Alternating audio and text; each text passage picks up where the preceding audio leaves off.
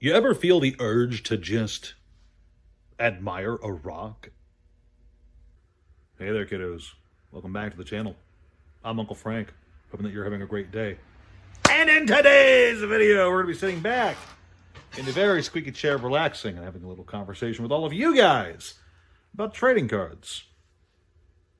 Not trading card games, mind you. The broader category of trading cards themselves. Sports cards, TV shows, movies, they all get a bunch of trading cards, and for a very long time now, these have been very prevalent in the collectibles culture. But it seems like in recent years, especially with the post-2020, post-COVID world, I hear a lot less about regular old trading cards than I do about trading card games. And that's in part because of just the overall hype cycle associated with games like Pokemon and One Piece and Yu-Gi-Oh!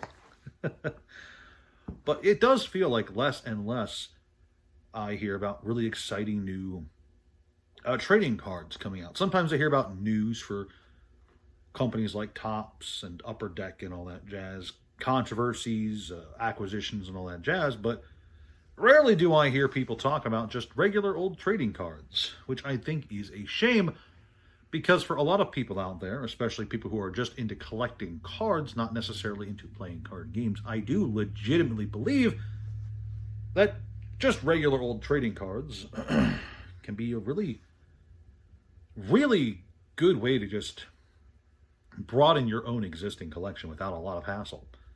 And to help illustrate that point, I've got a binder that caused this entire video. I was going through my personal collection of binders today, and I remembered that I have this bad boy. This is a trading card binder, within which are trading cards.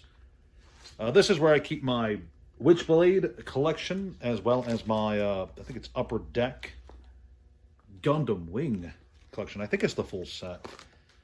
And I have this collection of Gundam Wing cards because I am a huge fan of giant robots. Let's be simple.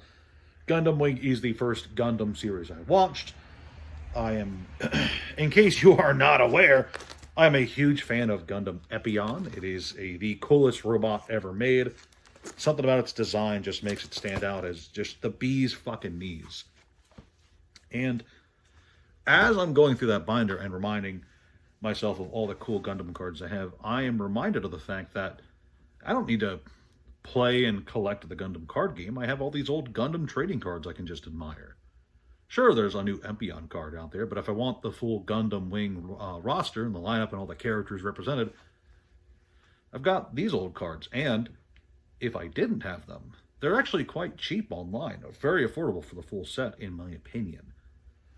And that brings up a question that I legitimately want to pose to you, the viewer, if assuming that you are just someone who's into collecting like I am. Why aren't you going out and grabbing more just trading cards? A lot of them are super cheap.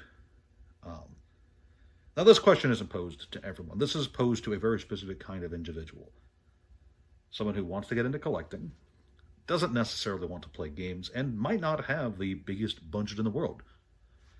There are a load of trading card games out there that are out of print and are very nice to look at, don't get me wrong, that have some stunning art for their game and are really cheap.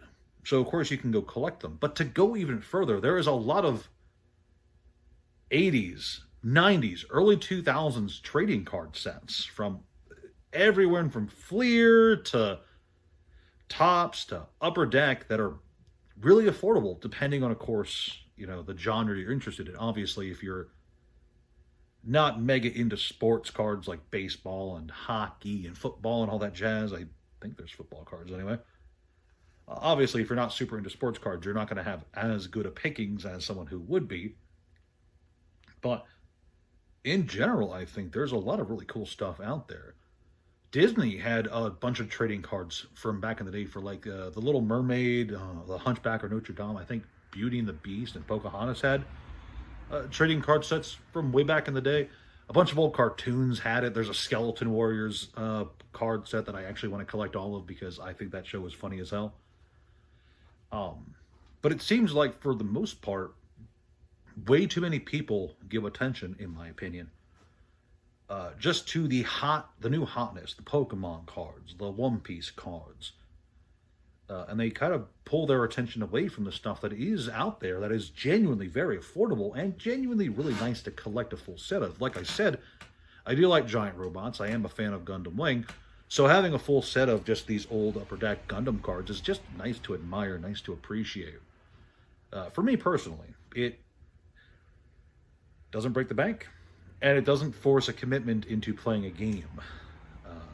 Not that I think you should be committed to playing a game if you're collecting the TCG cards, but they do have an extra bit of utility as game pieces, right?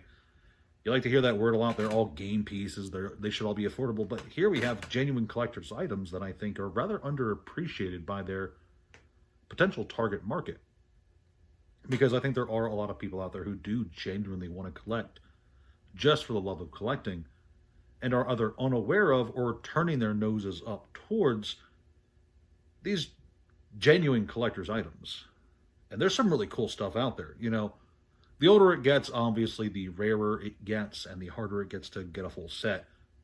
You know, it's not like it's all super cheap. There's a, to give a good example, there is a Legend of Zelda series from, I want to say 2011-ish.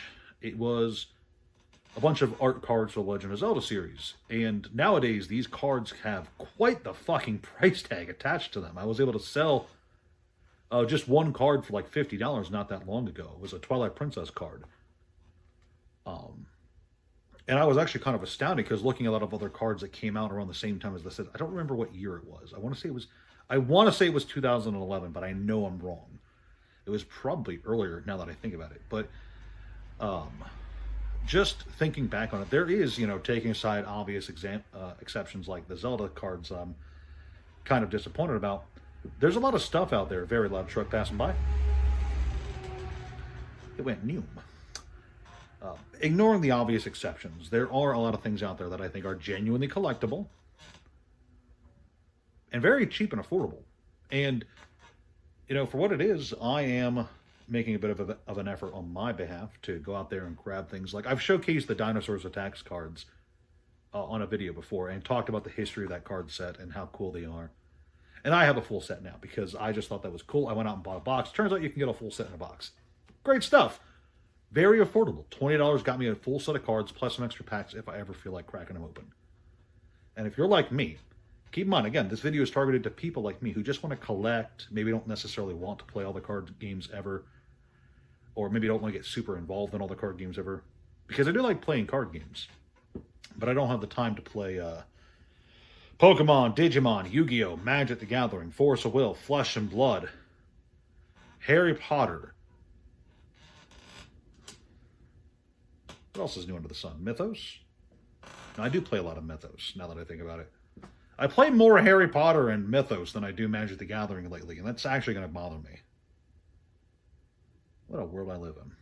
But, you know, if you don't necessarily want to spend a bunch of time on playing the game, and you just want to collect stuff and fill out a binder with cool, nice cards, there's a lot of really cool stuff out there. I'm going to point towards The Little Mermaid, Hunchback of Notre Dame, I think Beauty and the Beast, and Pocahontas had it as well. There's a bunch of old Disney card sets that are super cheap, super affordable, and are just really nice to collect if you're a fan of the old Disney stuff. You don't have to grab the shiny, super expensive, mega rare Lorcana cards. You can go and grab these nice Disney cards from back in the day. I would say that the same can be said of Star Wars, but the oldest Star Wars set is actually mega rare and mega expensive for even like the regular old cards. Because it's like from back in the 70s or something. It's very old, very expensive. But it's cool too, you know? It is what it is. But I suppose to wrap this up, throughout this video, because this is supposed to be a question video, not me explaining my entire reason to live video. My question to you is, if you are a fan of just collecting to collect, what are you collecting? I'm genuinely curious. Is it not necessarily just trading cards? Are you collecting for the sake of collecting anything? You know, video games, obviously, trading cards, trading card games, VHS tapes. I know that there's people out there who collect VHS tapes. I know that you exist. I've had a chat with some of you guys. What is it you collect? And if you are collecting a certain category, if you are collecting trading cards, here's my follow-up question. If you're collecting trading card games, why are you not collecting trading cards? This is not me trying to influence you into buying trading cards. I'm genuinely curious if you are someone who is into collecting cards. Is there a particular reason you just not interested in trading cards in general? Because I'm just curious. I don't want to make... I'm trying my best to not make this seem like I'm shilling all these old card sets. But at the end of the day, I'm just kind of curious as to why